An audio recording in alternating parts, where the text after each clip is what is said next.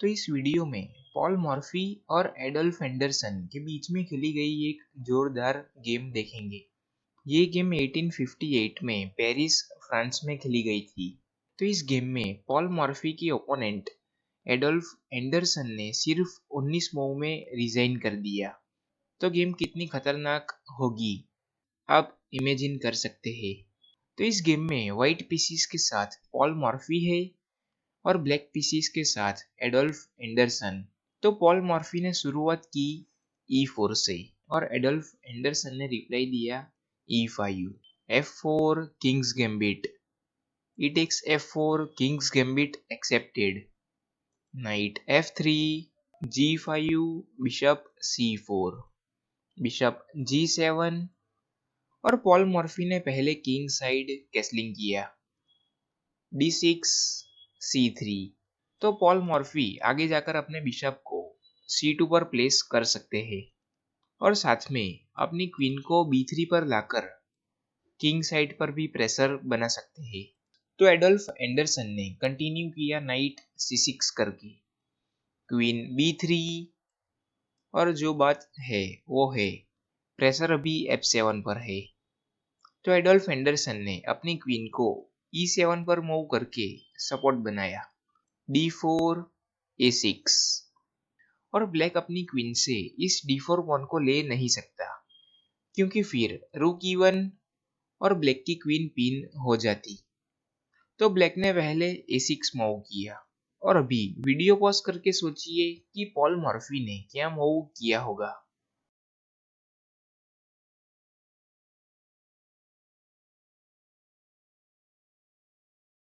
तो Paul Morphy ने knight takes G5 करके अपने नाइट को सेक्रीफाइस कर दिया और अभी टारगेट F7 पॉन पर है।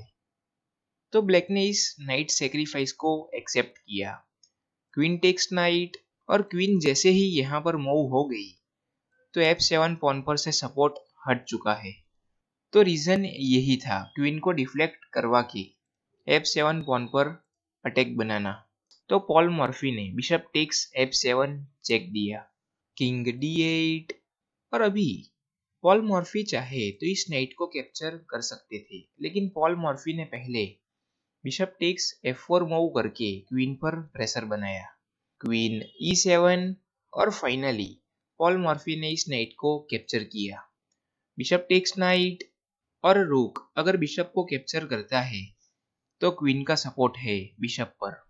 तो नाइट को सेक्रीफाइस करके नाइट को वापस ले लिया और ब्लैक की पोजीशन बिगाड़ दी और ब्लैक का किंग अभी सेंटर में ही रहेगा। तो अटैक करना और भी आसान हो जाएगा पॉल मॉर्फी के लिए। तो एडोल्फ एंडरसन ने कंटिन्यू किया बिशप G4 करके, नाइट D2, किंग D7। तो अभी प्लानिंग क्या है? तो ब्लैक अभी व्हाइट के बिशप पर प्रेशर बनाना चाहता है क्योंकि ये बिशप की वजह से ये रूक फंसा हुआ है H8 स्क्वायर पर। तो बिशप पर प्रेशर है तो पॉल मॉर्फी ने पहले अपने बिशप को D5 पर मूव किया और नाइट पर प्रेशर बनाया, night D8, bishop takes B7 और ब्लैक ने इस बिशप को एक्सचेंज करवाया, नाइट टेक्स बिशप और यहाँ से एडोल्फ एंडरसन अपने रुक को B8 पर मूव करते हैं और इस बिशप पर प्रेशर बनाने जाते हैं। तो फिर Paul Morphy queen E4 check दे सकते हैं और उसके बाद ये बिशप को बचाया जा सकता है, लेकिन एडोल्फ एंडरसन ने गेम को सिंपल रखना चाहा, नाइट टेक्स बिशप और अपने नाइट के बदले में बिशप को एक्सचेंज करवाया, क्वीन टेक्स नाइट A5 और अभी आखिरी बार वीडियो पॉज करके सोचिए कि पॉल मॉर्फी ने क्या मूव किया होगा। और एक हिंट देता हूँ, इस मूव में एक सेक्रीफाइस आने वाला है।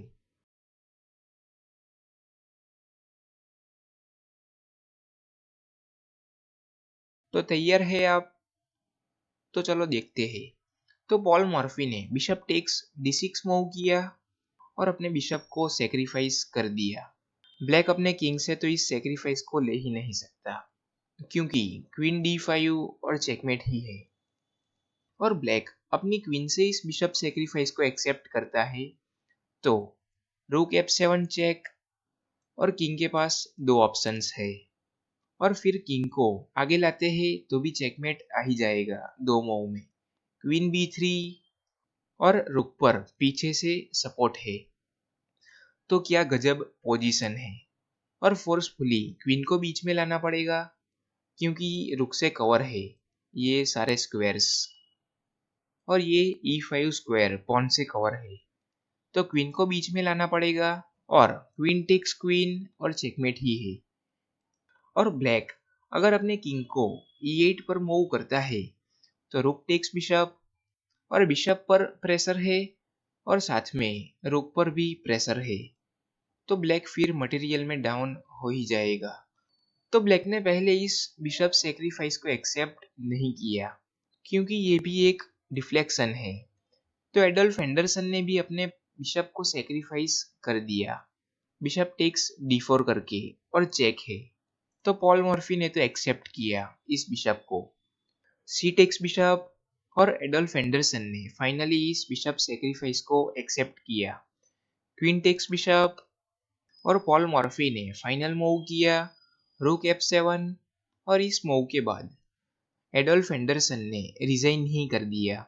तो रिजाइन की वजह सिंपल है, ब्लैक अपने किंग को आगे मूव करता है तो क्वीन b3 चेक, और पीछे से सपोर्ट है जैसे कि मैंने बताया था, तो क्वीन को फोर्सफुली d5 पर आना ही पड़ता और क्वीन टेक्स क्वीन और चेकमेट ही है। और ब्लैक अपने किंग को 8th रैंक पर वापस ले जाता है, तो फिर इस रुक पर से सपोर्ट हट जाता और क्वीन टेक्स रुक चेक के बाद किंग टेक्स रुक, और ब्लैक के दोनों रुक चले जाएंगे और फिर ब्लैक मटेरियल में डाउन हो जाएगा। और साथ में पॉल मॉर्फी का कंट्रोल सेंटर के पॉन पर भी है, तो इसी वजह से रूक f7 चेक के बाद एडोल्फ एंडरसन ने रिजाइन ही कर दिया। और ऐसी ही गेम्स देखते रहने के लिए चैनल पर बने रहिए।